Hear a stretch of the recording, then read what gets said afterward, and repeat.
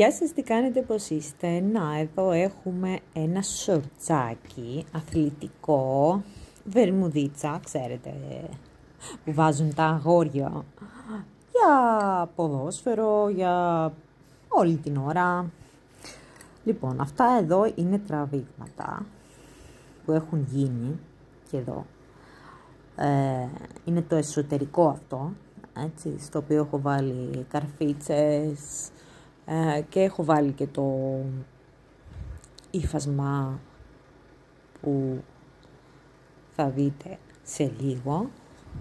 Φανταστείτε πως είναι από μέσα. Τώρα ξέχασα να το βγάλω φωτογραφία και βίντεο, να σας το δείξω. Αλλά καταλαβαίνετε τώρα, αυτά εδώ είναι τραβήγματα.